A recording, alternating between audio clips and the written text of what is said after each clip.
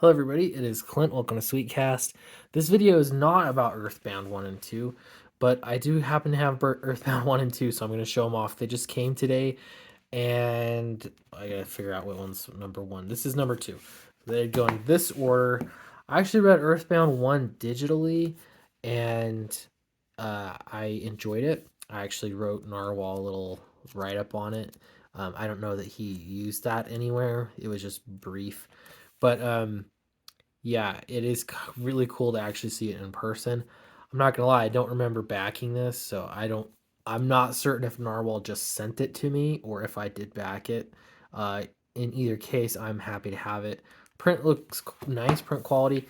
And Earthbound 2, I've not read digitally or anywhere else, so looking forward to reading this. Anyway, Earthbound 1 and 2, Narwhal and I did a very short collaboration on some vampire stories, shorts, comedies. And so those will be coming out in his book Nosferatu and in my book Dracula when the time comes. All right, so the reason for this video, I was pleased to see that on Sunday, Well-Read User did a live stream where he reviewed Downcast as a series. He and the panel, the guests on his panel, had read through all of the entirety of Downcast, everything that had been published, and they did a review on it. And it was really cool to just actually listen to people speculating over story details and talk about maybe some behind the scenes stuff. Again, speculation. It was really actually fun to listen to that, and it was a good reminder that this is what it's all about: is people actually reading your story. We spend so much time talking about what the form factor looked like, as your boy Zach always calls it, like the cover, the foil stamp, like all that kind of stuff. But it is actually relatively rare when you hear people actually talking about the story contents. I mean, not that it doesn't happen, but relatively speaking, it is rare. Anyway, so in that live stream, they invited me to come in if I wanted to, but it felt wrong to come in. Not that necessarily there's anything wrong with it, but it just seems to me like if people are reviewing my book, I didn't want to like step in and taint that anyhow. I just wanted them to talk about it, and so they did, and it was great. They were very perceptive, got a lot of things right. They had some questions, and they actually had some speculation that was right on the money, and they also had some things that were a little wrong as far as just speculation goes. But all of that doesn't actually matter. What I wanted to talk about though is some of the questions, and one of the surprising things to me that I'm still, I always think everyone that backs my book, everyone that has my book, watches my YouTube videos. That's just not true.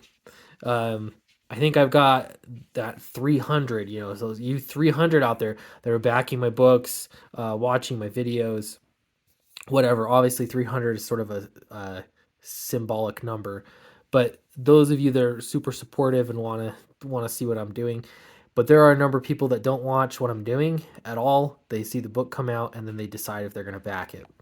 And I think that on the panel there were several people like that. And so what I wanted to talk about here really quickly is actually this little tidbit here, the secret history of Strata. And this is the only place that you can get it in Downcast Volume 2. It's not published through Alterna. It's not, there were no plans to publish it through Alterna. It's super short. There's no digital version of just this, though I'm open to providing that. It was just kind of an experiment for me, and I got to tell you, when I did it, here's how long it is. That many pages. When I did this, I was actually incredibly nervous because I hadn't really seen anything quite like it, and I thought it might not go over quite well. But on the panel, they had said that it was enjoyable. One other thing too is they said who wrote it. It's right. It's written by Clint Stoker. I wrote it. Von Klaus wrote the foreword of here. next great wave of comics. I think I might have named that for him, or I just took it out of his writing here. Vaughn wrote this, but I wrote The Secret History of Strata, and I kept thinking maybe this is a terrible idea, but the way that it was intended to be taken was that it was just a book, like a little bit of some documents that were kept from the deadliner cult perspective and what they might say, and it's just sort of the secret history. Um, anyway, so on the panel, they were all saying that they actually quite liked this. And I liked that, the art that was in it, and it was really fun to write out, but it was also like this, like blocks of text. See that? We went 3 pages of text. There we go. There's a little bit of art for you. More text, so on and so on. So it told a little bit about the city. It told a little bit about, the history. It hinted about things that are to come, perhaps, and that's just about it. Like it told a little bit. Oh, I forgot about that. Look how cool that is. Some seriously cool design stuff in there. Anyway, I didn't know if anybody had actually read any of this stuff, because I didn't hear much about it, and I kind of didn't expect people to. But this right here, The Secret History of Strata, I can't remember who said it on the panel, but this was the reason why they went ahead and bought Downcast #3, just because of this. Because there was more story here.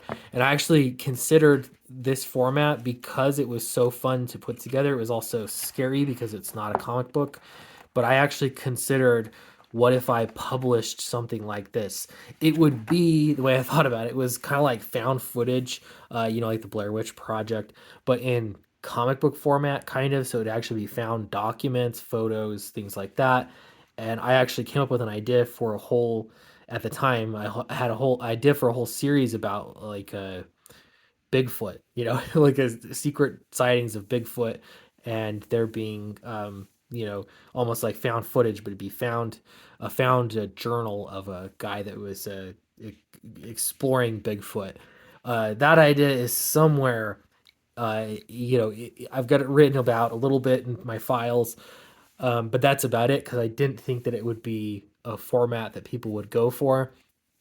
If they did, though, man, I could do something cool with that, I think. Anyway, so that's The Secret History of Strata, and that's the only place that you can actually get it, is in Downcast 2. If you got the reprint, it's not there because I just put the comic content in here. This book is long too. I mean, this is 120 pages, almost exclusively comic story. So other speculation that they went over was like, why is it that the tone here feels subdued and that Clint was holding back? Like, I heard that a little bit. And I think I had a lot of reasons for that. One being, I didn't know if I'd only be able to make the 152-page book. So that was one reason. Like, I don't want to get into it too much, because I don't know if I'm going to be able to pay it off, if I'll be able to keep doing books. So I really pulled my punches there. Two, though, if I'm being completely honest, is, I funded this book, the first one, Downcast Volume 1, to like $32,000, and I mean, that was astounding. I mean, for me it was astounding, but at the time people were talking about it a lot because there weren't a lot of regular guys pulling in that kind of money, especially because in the first week, I wasn't getting on any big streams or anything like that. I was actually just promoting it myself, with my mailing list and with my own YouTube channel, which at the time was even smaller than it is now, though I was probably getting more views at the time. So it was notable that way. People were talking about it. So it was actually really scary for me to know that I'm making my first comic. I'd written novels, yes, but going into comics, it was pretty scary. It was really intimidating to put this out because I didn't know what people expected. It just seemed like a lot of people and a lot of money, a lot of eyes were on it. And so it was kind of scary. After the first book came out, I heard reviews, I got some feedback, and I think if I'm being completely honest, I am actually proud of this first book, and I do think I look back at it and I think I did a good job with storytelling and sort of setting up for this world. And again, keeping in mind that this was going to be more than just one book. That was the plan and how I looked at it.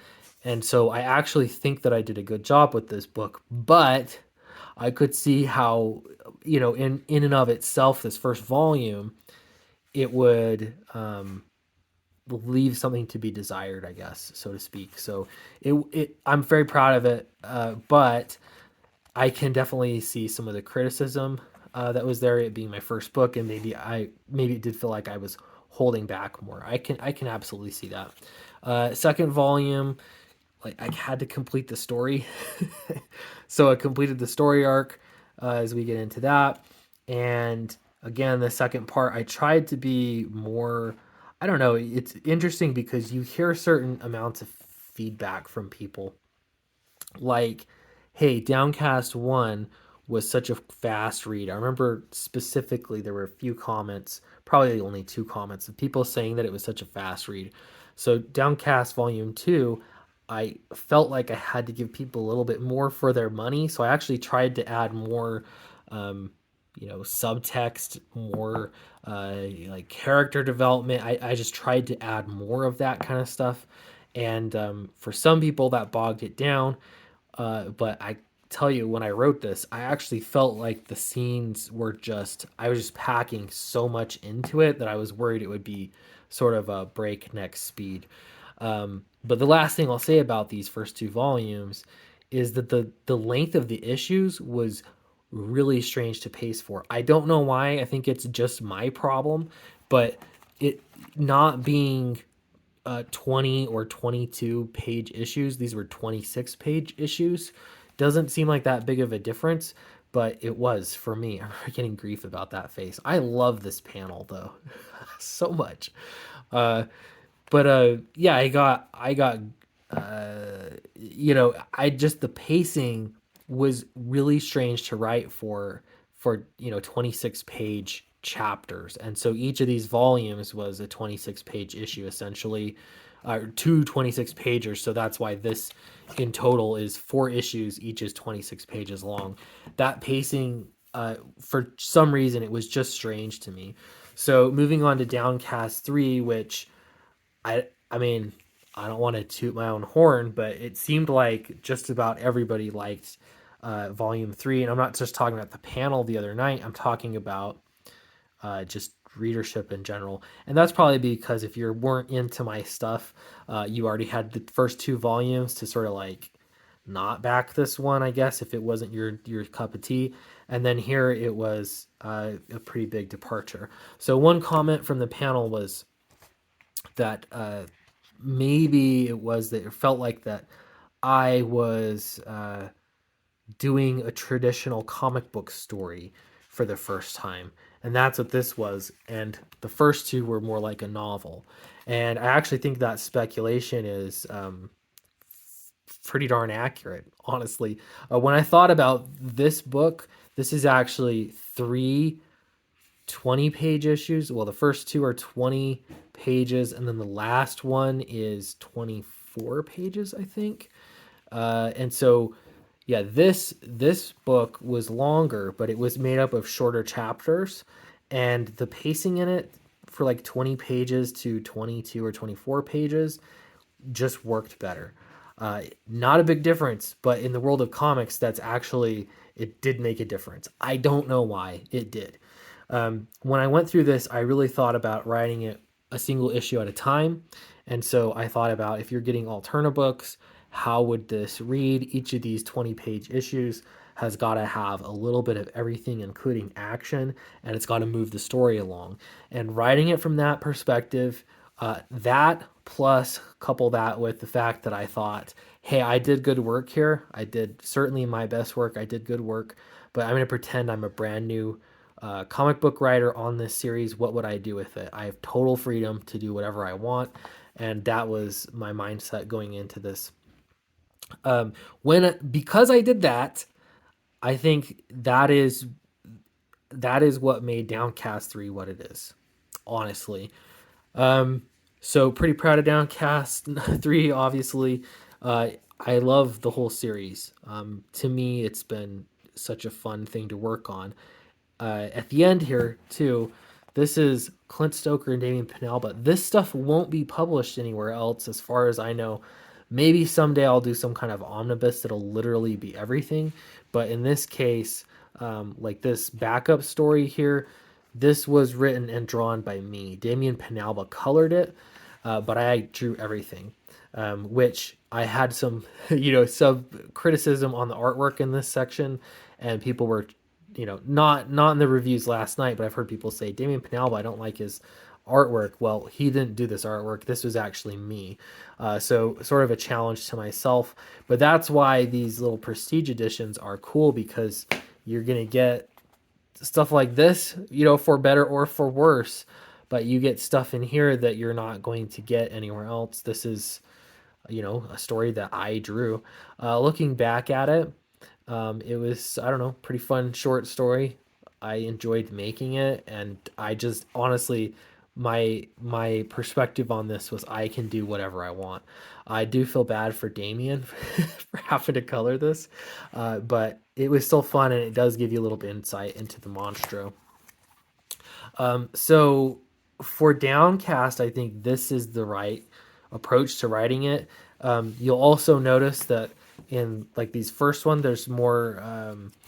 I don't know. There's just dialogue sections like right here, and it's somebody thinking, and it slows the pacing down for sure.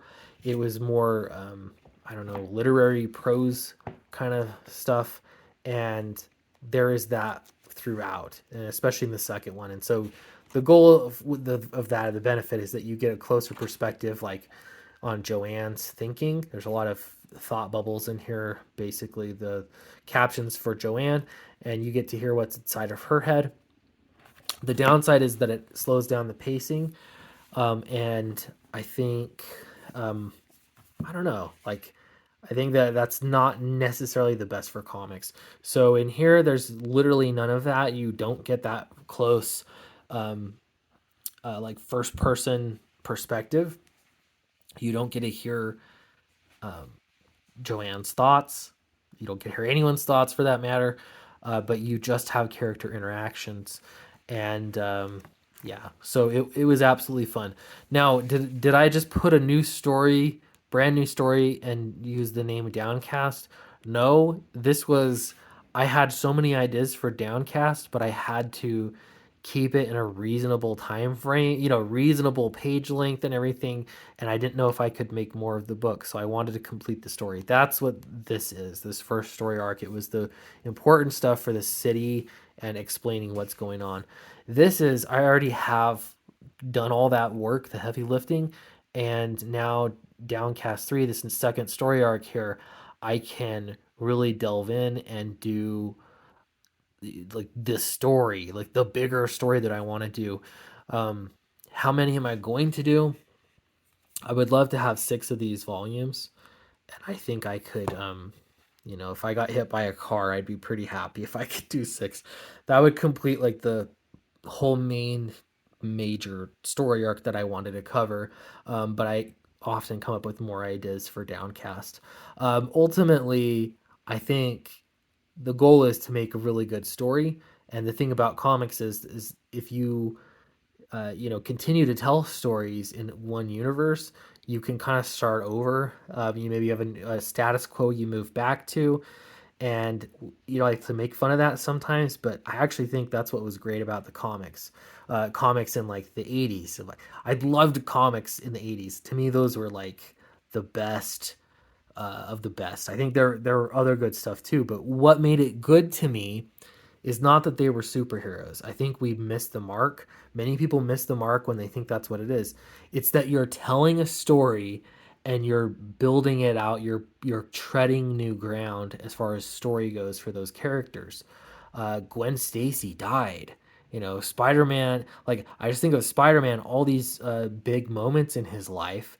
And recently, I mean, at some point, either you tell too many Spider-Man stories or rehash the same kinds of things over and over, it becomes not that different.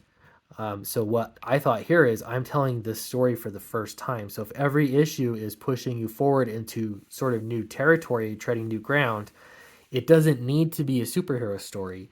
It just needs to sort of hit those same kinds of not even story beats, but just it'll satisfy that need to learn new stuff about those characters. Um, anyway, so that's sort of my perspective on it, and I think that more comics could be done like that and should be done like that, especially if you're planning on doing an ongoing series.